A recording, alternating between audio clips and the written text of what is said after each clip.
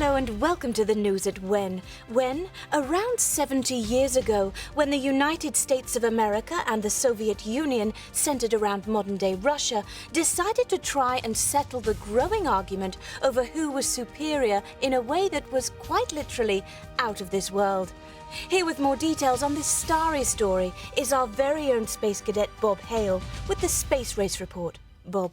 Thank you, Sam. Well, the year is 1945, World War II has just ended, and after years of having to be battle buddies, America and the Soviet Union can now finally embrace the fact that they don't much like each other.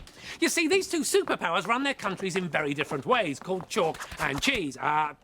Communism and capitalism, so have grown to distrust each other intensely. But luckily, both of them captured some of the German rocket scientists who built Hitler's wartime missiles, which suggests a rather exciting way to settle which superpower is best. Rocket-back jousting. No?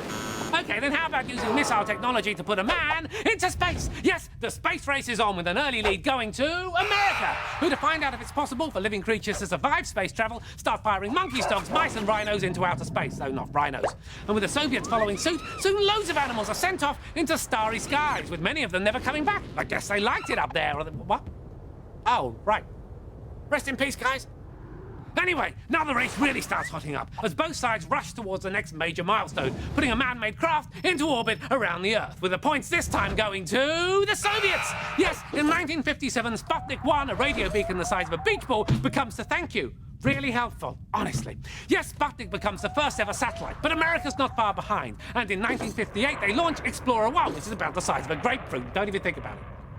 And while it's even-Steven score-wise, the Soviets are now on a roll. They send an unmanned rocket right around the moon, launch a probe to photograph its surface, and in 1961, after successful tests using a dummy, yes, very funny, Russia's Yuri Gagarin becomes the first ever man in space, and America starts getting pretty sick of second place. So, in 1961, US President John F. Kennedy announces that America will attempt the impossible, to put a man on the moon. Not because it is easy, but because it is hard. The exact same reason why I keep trying to set the clock on my oven. So, a new series of rockets, known as the Apollo program, are dedicated to the moon landing. But disaster strikes when a fire during launch simulation kills the crew of Apollo 1, meaning Apollos 2, 3, 4, 5, 6 become unmanned flights to perfect the design. Until finally, in 1968, the USA gets some badly needed points when the crew of Apollo 8 become the first men in history to orbit the moon. And just 1 year later, America is finally ready to do what mankind has always dreamt of, teaching a pig to tap dance. Huh? Oh, moon landing. That makes more sense with all of this. I see. No, fine. So, Michael Collins, Buzz Aldrin and Neil Armstrong climb aboard Apollo 11 with the aim of beating the Soviets once and for all. Their mission is simple. Fly to the moon, land on the moon, walk on the moon, leave the moon, fly home, and Bob's your uncle, though only if you're my nephews. I mean, what could possibly go wrong?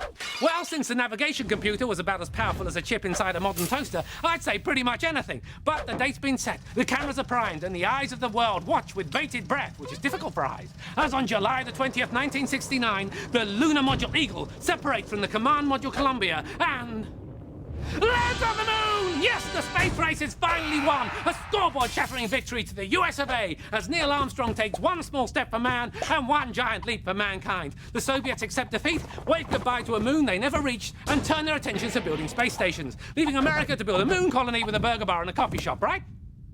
Wrong! In fact, only 12 people ever set foot on the moon, and no one's been there since 1972. A tragic oversight that I'm going to rectify right now. Yes, it's time to take one small step for Bob Hale, but one giant leap for the good people at Bob Hale Space Rocket Industries. Goodbye, Sam. I've always loved you.